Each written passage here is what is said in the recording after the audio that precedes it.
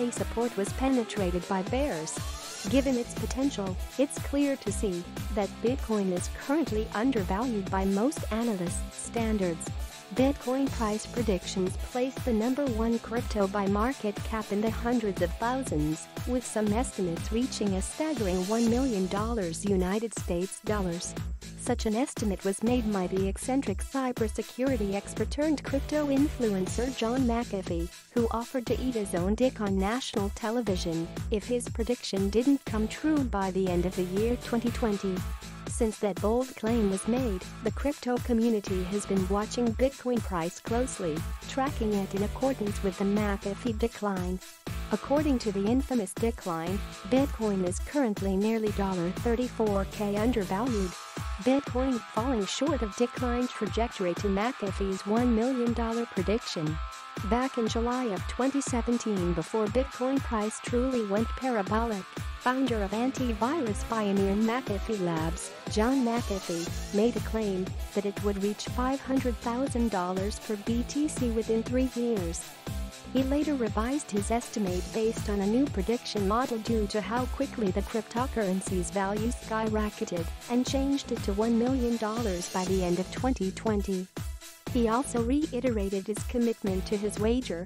When I predicted Bitcoin at $500,000 by the end of 2020, it used a model that predicted $5,000 at the end of 2017. BTC has accelerated much faster than my model assumptions. I now predict Bitcoin at $1 million by the end of 2020. I will still eat my dick if wrong. Pic.twitter.com WVX3E71 Nude. John McAfee, at Official McAfee, November 29, 2017.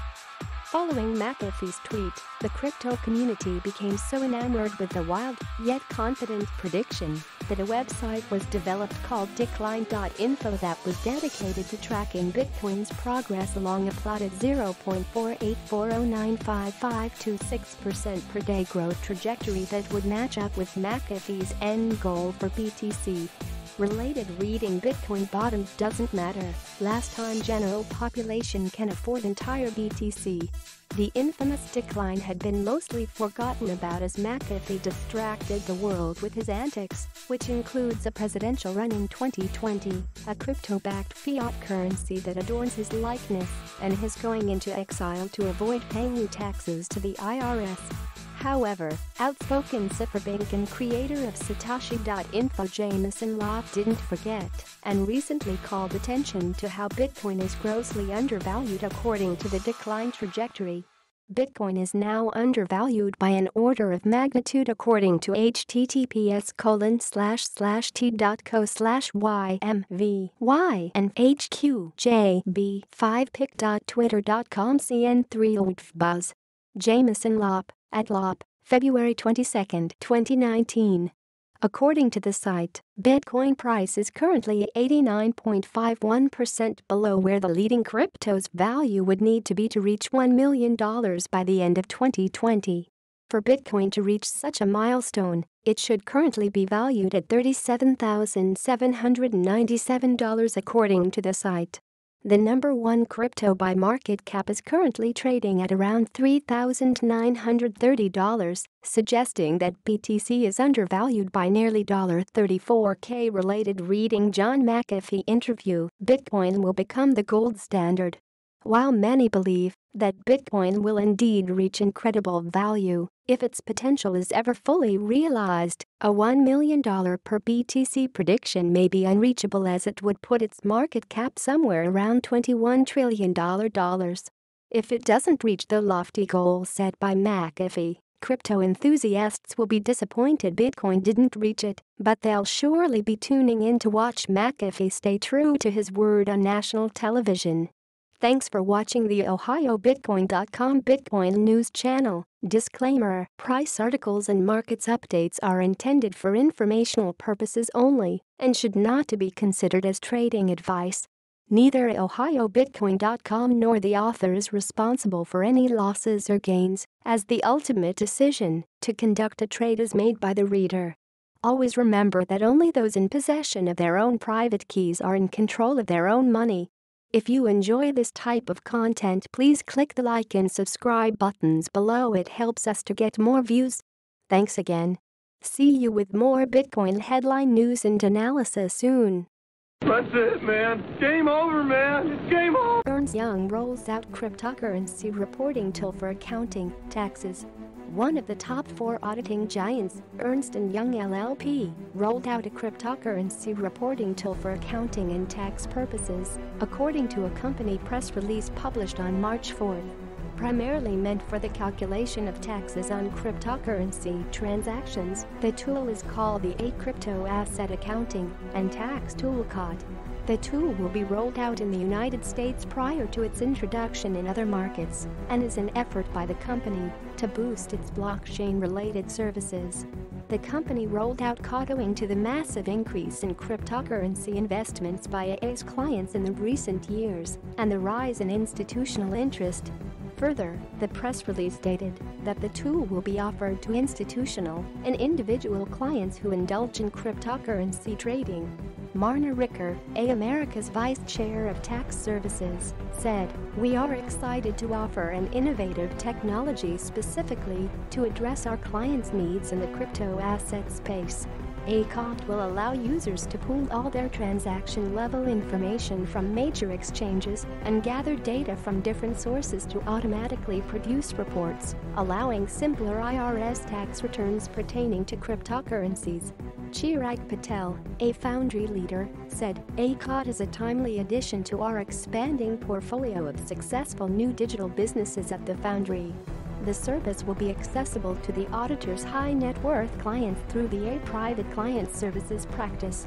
Michael Meisler, partner and a global blockchain tax leader, stated, "Cant is the hallmark of our efforts in crypto assets and blockchain from a tax perspective globally, and we will continue to work hard to make it the product of choice for clients." Currently, Ohio is the only U.S. state that allows businesses within its borders to pay their taxes in Bitcoin BTC. State officials are looking to expand this offering to include individual taxpayers soon. Thanks for watching the OhioBitcoin.com Bitcoin news channel today. We appreciate you spending some of your valuable time with us. Disclaimer: price articles and markets updates are intended for informational purposes only and should not be considered as trading advice. Neither OhioBitcoin.com nor the author is responsible for any losses or gains, as the ultimate decision to conduct a trade is made by the reader. Always remember that only those in possession of their own private keys are in control of their own money. If you enjoy this type of content, please smash the like and subscribe buttons below. It helps us to get more views. Thanks again. See you with more Bitcoin headline news and analysis soon. Bitcoin is creating a better banking system for a better world. The core banking system sucks. It sucks for everyone, but it sucks more if you are poor or live under a dictatorship. Technology allows us to build a better core banking model. By core banking, I mean deposits and loans in the real economy, not just transferring value between users or creating synthetic financial products. Here is the formula for a better banking model. Matched funding, deposits, loans, plus insurance, plus blockchain technology. This will help reduce inequality, combat authoritarianism and diminish excess variance in the business cycle. In this coming struggle, you are either with the spirit of our better human values epitomized by Satoshi Nakamoto, or you are with the big banks. If the idea of a better banking model speaks to you, and you are willing to get your hands dirty, join us. The problem: billions of people live in a darkness that a better banking model can lighten. According to the World Bank, approximately 3.5 billion people live in poverty and don't have a savings account at a bank. This means that a couple in Mozambique has no savings mechanism that could help them in their hope to educate their daughters. Like many, their only choice is to operate in cash, even though the father has a job. The Human Rights Foundation estimates that 4 billion people live under authoritarian governments. This means that a young man studying in Vietnam keeps quiet about the malignancies he sees in the system. He does this because he dreams of getting married, and to get the girl he needs a house, and to get the house he needs a mortgage from the state bank.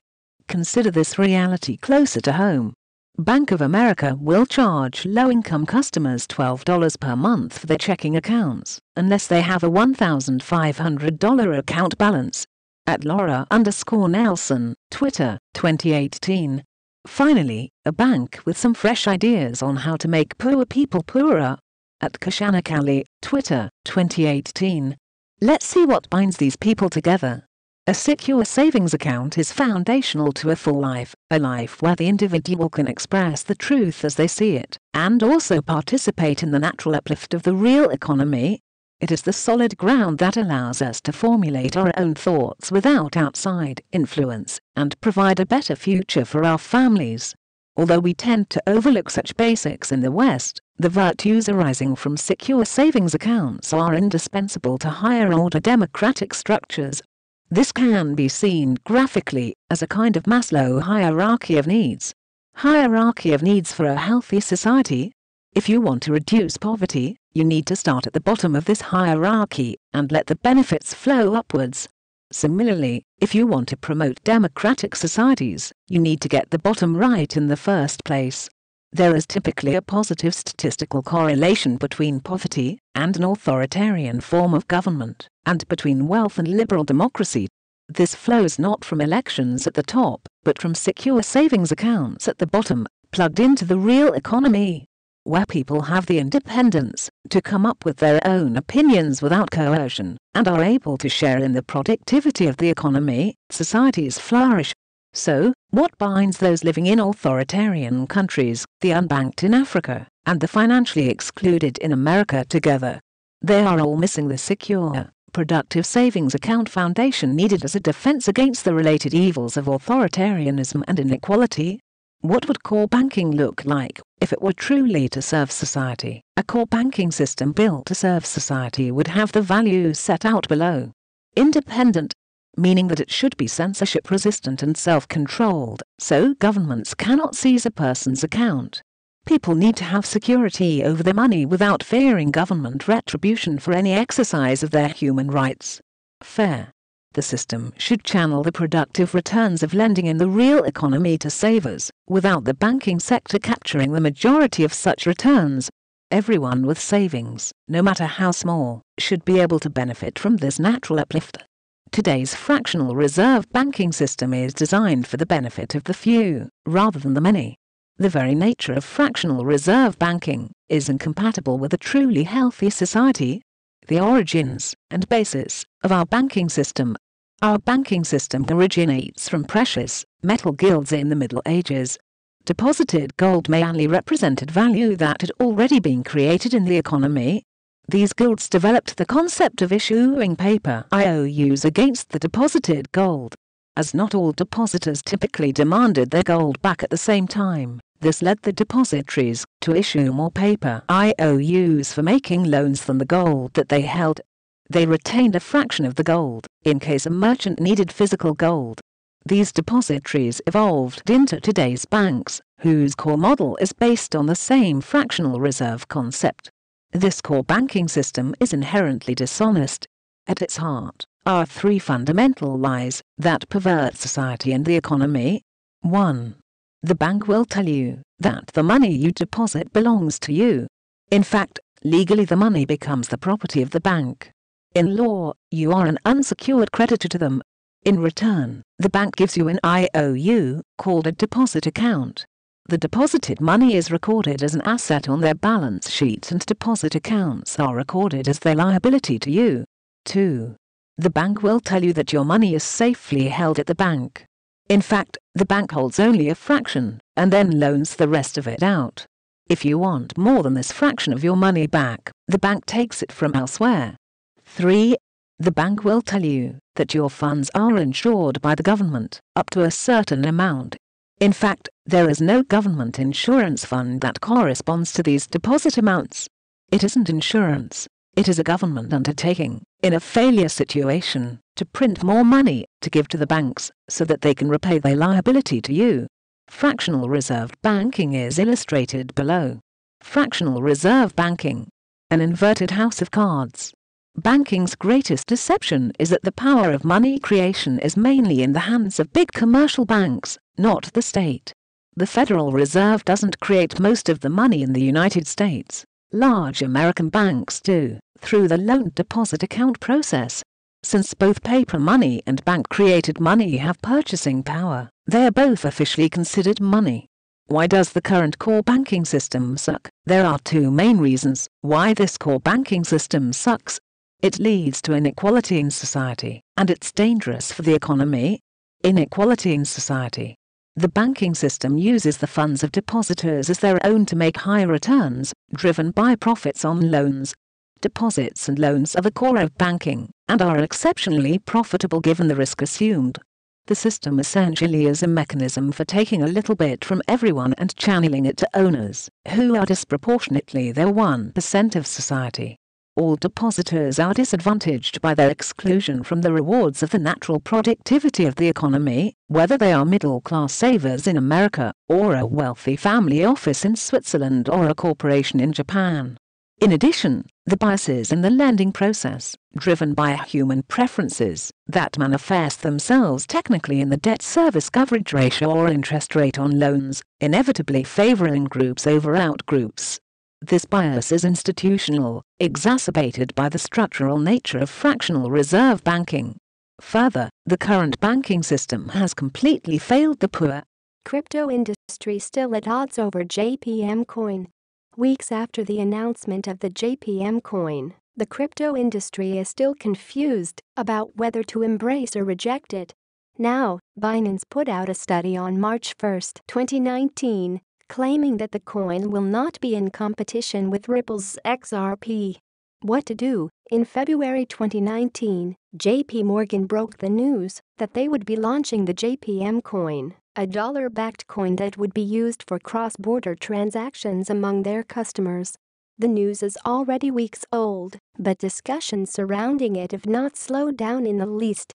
There has been commentary calling the move hypocritical due to the management of JPMorgan previously bashing Bitcoin, and also discussion about what place the new coin will have in the market, and, more specifically, who they would be competing with. The most obvious candidate is Ripple's XRP token, which is the go-to for cross-border transactions in the industry. The initial verdict was that the JPM would definitely be competing with XRP because they would be targeting the same class of users who want quick and affordable cross-border transfers. Binance's take. Now, it would seem that opposing views are forming within the crypto industry regarding the matter, and one firm that has chimed in is Binance, who released a report on March 1, 2019, addressing the issue. They argue that when the JPM coin takes off, they will make use of a private, permission quorum blockchain network to conduct interinstitutional transfers and value settlements. In the case of XRP, the focus is to promote interbank transfer and settlements, and also to serve as a mediator between fiat and crypto services. This is in contrast to the closed network system that JPM will be making use of. Ripple has seen partnerships with a number of banks around the world because they trust their platform. This will not be the case with JPM because banks will be reluctant to make use of another bank's settlement token. It is more feasible that other banks will create their own coins. This means, according to the study, that both coins are targeting different markets and thus will not compete with each other. Mixed reviews. The Binance report is just another example of the conflicting opinions being given in the industry about the coin. A fiat-backed stablecoin is in essence a central bank digital currency, but with the credit risk of the depository bank, e.g. JPM coin. A free-floating digital asset like XRP has credit risk against its largest holding party. That party is in essence its central bank. Simon Taylor, at Taylor, March 3, 2019. Other commentators speculate a bloody crypto war fight between $JPM and $XRP is coming like the. I hope both of them will kill by each other finally. Coco Manji, at Coco Manji, March 3, 2019. Thanks for watching the OhioBitcoin.com Bitcoin news channel today. We appreciate you spending some of your valuable time with us. Disclaimer: price articles and markets updates are intended for informational purposes only and should not be considered as trading advice. Neither OhioBitcoin.com nor the author is responsible for any losses or gains, as the ultimate decision to conduct a trade is made by the reader. Always remember that only those in possession of their own private keys are in control of their own money. If you enjoy this type of content, please smash the like and subscribe buttons below. It helps us to get more views. Thanks again. See you with more Bitcoin headline news and analysis soon. Apple co-founder Bitcoin BTC has seen massive value creation and will become world's reserve currency. Apple's co-founder Steve Wozniak spoke about Bitcoin at one of Bloomberg's events on 26 February 2019. He also addressed topics ranging from AI and machine learning to Bitcoin and how it will become the world's reserve currency. Steve Wozniak, aka the Wonderful Wizard of Woz, is an American inventor and electronics engineer who co-founded Apple with Steve Jobs. During his sit-down with Bloomberg's Yusuf Gamal Eldin, Wozniak said that he still stood by his prior comments about Bitcoin becoming the world's reserve currency. Wozniak added, "I'm not sure that I can buy that. We've seen massive value destruction, but I think we've seen massive value creation. Psychology will often drive markets. I never invested in Bitcoin as an investor. I only had Bitcoin to experiment with and find out how to buy and sell things around the world and find restaurants that accept Bitcoin." The co-founder further said that he still had some Bitcoins which he experiments with on new devices and applications. Wozniak first gave his insights on Bitcoin and Ethereum at the 2018 Crypto Summit. At the summit, he referred to blockchain as a new technology that is changing the face of financing. Steve further said that blockchain was still in the nascent space and new things are exciting and what drive us and push us. At the Money 20-20 events, Wozniak called Bitcoin pure and stated, "Bitcoin is mathematically defined. There is a certain quantity of Bitcoin, there's a way it's distributed, and it's pure, and there's no human running, there's no company running, and it's just growing and surviving." That to me says something that is natural, and nature is more important than all our human conventions. Thanks for watching the OhioBitcoin.com Bitcoin news channel today. We appreciate you spending some of your valuable time with us. Disclaimer: price articles and markets updates are intended for informational purposes only and should not be considered as trading advice. Neither OhioBitcoin.com nor the author is responsible for any losses or gains, as the ultimate decision to conduct a trade is made by the reader. Always remember that only those in possession of their own private keys are in control of their own money. If you enjoy this type of content, please smash the like and subscribe buttons below. It helps us to get more views. Thanks again. See you with more breaking Bitcoin headline news and blockchain analysis soon. Back goes Griffey, looking up, and it's out of here! Yeah! Or is it? No, it's off the wall. My mistake. CEO, founders of Apple, Tesla, and Twitter are all united by interest in Bitcoin. But can this help adoption? Although Bitcoin has been caught in a persisting bear market for well over a year, multiple major tech gurus and visionaries from some of the largest companies in the world, including Apple, Tesla, and Twitter, have lauded the cryptocurrency in recent times, signaling that Bitcoin and crypto in general may soon become the focus of more innovation from major tech corporations. Steve Wozniak, the co-founder of Apple, has long been an advocate for Bitcoin, but just recently doubled down on his praise for the cryptocurrency, noting that he still believes in the digital currency and its underlying technology despite the massive sell-off that has ensued over the past year. Wozniak: there has been massive value creation since Bitcoin price crash. As reported earlier by News.You, the co-founder of tech giant Apple recently shared his thoughts on Bitcoin, noting that it has incurred significant value creation over the past year despite its less than impressive price action as of late. "We've seen massive value destruction, but we've seen massive value creation. I had a lot of Bitcoin, but never as an investor. I only had Bitcoin to experiment with and I still experiment with it on new Bitcoin devices, Wozniak said in a recent interview with Bloomberg. Wozniak further added that he doesn't want to be one of those people constantly checking the price, and that he believes the persisting bear market is largely due to human psychology and is not a reflection of the technology's value or of its fundamental growth. Could interest in Bitcoin from tech gurus help improve its adoption rates? Recently, more and more notable figures within the tech industry have been expressing their interest in, not only in blockchain technology, but in BTC itself. The question is, will their interest in the crypto help aid its adoption rates? In a recent episode of ARK Invest's Fee podcast, Elon Musk, the founder of Tesla and SpaceX, shared some interesting thoughts on cryptocurrency, noting that Bitcoin is quite brilliant. I think the Bitcoin structure was quite brilliant.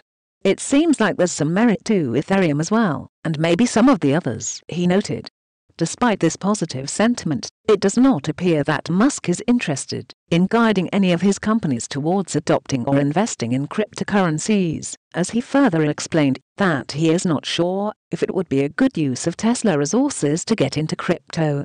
Although Musk's interest in crypto may be limited, the CEO of Twitter, Jack Dorsey, recently endorsed the launch of an in-browser tipping extension that allows Twitter users to send BTC tips via the Lightning Network. "This is excellent," Dorsey said while referencing an article regarding the launch of the tip-in extension. "This is excellent. @tipin_May HTTPS TCO/FIFQUAD-Jack February 20th, 2019. Furthermore, Dorsey lauded BTC in a recent tweet, describing it as resilient and principled. Bitcoin is resilient. Bitcoin is principled. Bitcoin is native to internet ideals. And it's a great brand, he said in response to a question regarding why Bitcoin is the only cryptocurrency he owns. Bitcoin is resilient. Bitcoin is principled. Bitcoin is native to internet ideals. And it's a great brand. Jack February 5th, 2019. Dorsey's other company, payment processing giant Square, has also implemented several features that allow users to interact with cryptocurrencies on a deeper level, and he was an early investor in Lightning Labs, a Bitcoin Lightning Network development startup. As these tech gurus' interest in Bitcoin and cryptocurrency continues to grow, it is likely that their respective companies will be more prone to incorporating crypto-friendly features, like those already found in Square, which will help aid widespread adoption regardless of the state of the markets. Thanks for watching the OhioBitcoin.com Bitcoin News channel today. We appreciate you spending a bit of your very valuable time with us. Disclaimer: price articles and markets updates are intended for informational purposes only.